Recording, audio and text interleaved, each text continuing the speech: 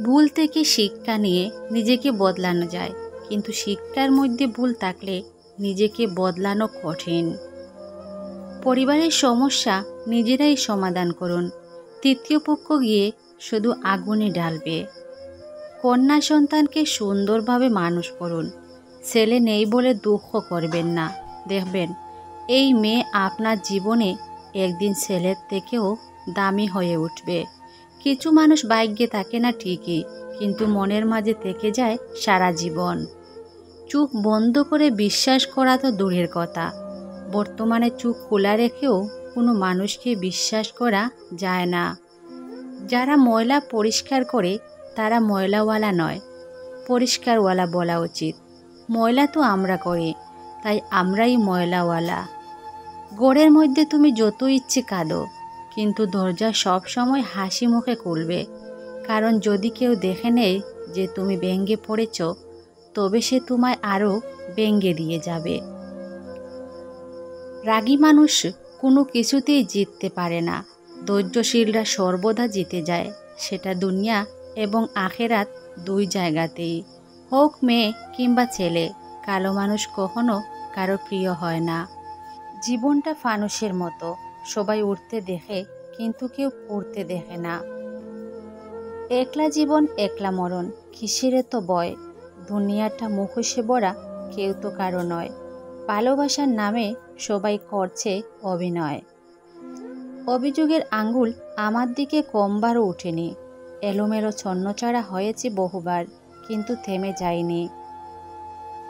তুমি বলো তুমি বৃষ্টি ভালোবাসো, কিন্তু তার তলে তুমি ছাতা নিয়ে হাঁটো। তুমি বলো তুমি সূর্য ভালোবাসো, কিন্তু রোদের দিনে তুমি ছায়া খুঁজো। তুমি বলো তুমি বাতাস ভালোবাসো, কিন্তু যখন সে আসে তখন তুমি জানালা বন্ধ করে ফেলো।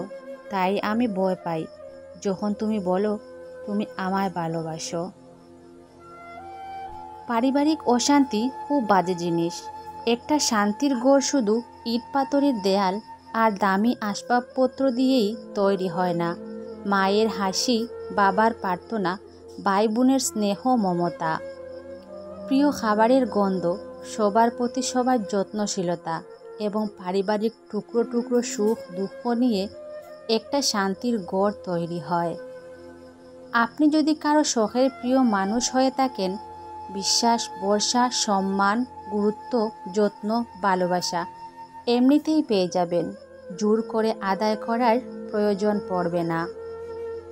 অভাব তো অনেকই থাকে, সবচেয়ে বড় অভাব হচ্ছে আপনার ভেতরে কিছু কথা জমেছে, কিন্তু সেগুলো শোনার মতো উপযুক্ত মানুষ না থাকা, কিংবা খুব কান্না পেলে জড়িয়ে ধরে কান্না করার মতো নিরাপদ একটা বুক না থাকা।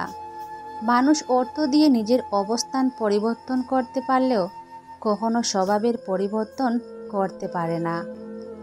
কোম্পানিতে যারা চাকরি করেছেন তাদের জন্য দুটি উপদেশ, দুটি কাজ কখনো করবেন না। নাম্বার 1, কখনো রাগের মাথায় জব ছাড়বেন না, তাতে আলটিমেট ক্ষতি আপনারই হবে। এমন সিচুয়েশন হলে যে কোনো একটা অজুহাতে অফিস থেকে ছুটি নিয়ে বের হয়ে যান। নিজেকে সময় দিন, নিজের সাথে কথা বলুন, একা থাকুন, পার্কে বা কোনো নিরিবিলি জায়গায় বসে বাদাম বা ঝালমুড়ি খান। আর ভাবুন এই জবের টাকায় আপনি বা আপনার ফ্যামিলি চলে, ইভেন এই বাদাম খাওয়াও চলে। বন্ধু বান্ধব যতই থাকুক না কেন, মাস শেষে বেতনের টাকাটা তারা আপনাকে দেবে না। আশা করি আপনার মাথা ঠান্ডা হবে। না হলে তিতা একটা কথা সত্যি কথা বলি, শূন্যস্থান পূরণ হয়ে যায় দ্রুত, কারণ বাদ ছিটালে কাকের অভাব নেই এই শহরে। 2, কখনো নিজের সামান্য সুবিধা লাভের জন্য অন্য কলিকের পিছনে লাগবেন না, ক্ষতি করবেন না। মনে রাখবেন যার জন্য আপনি গর্ত করছেন, কাল তার চাইতেও বড় গর্তে আপনি পড়বেন। এটাই প্রকৃতির নিয়ম। প্রেম আর বিয়ে মানুষ কখনো পরিপূর্ণ প্রস্তুতি নিতে পারে না। পরিপূর্ণ প্রস্তুতি নিতে গেলে সময় চলে যায়। যারা তোমার ক্ষতি চায় তাদের আঘাত করবেন না, তাদের সামনে একটু হাসি মুখে বাঁচবে। দেখবে তুমি আঘাত করলে যে কষ্ট পেত ওরা তার থেকেও বেশি কষ্ট পাবে। মানুষ মানুষকে না দেখেও আজীবনের চেয়েও বেশি ভালোবাসতে পারে। কেন জানেন? কারণ ভালোবাসা সৃষ্টি হয় মন থেকে, মুখ থেকে নয়। সুন্দর মানুষ সবসময় ভালো নাও হতে পারে, কিন্তু ভালো মানুষ সর্বদাই সুন্দর হয়। আপনি হাজার ভুল করেও যে মানুষটার কাছে সরি বলেন না, সে মানুষটাও কিন্তু চায় আপনি নিজ থেকে ভুলটা বুঝবেন। তবে দিন শেষে ভুলটা বুঝতে পারলেও আপনি তা স্বীকার করেন না।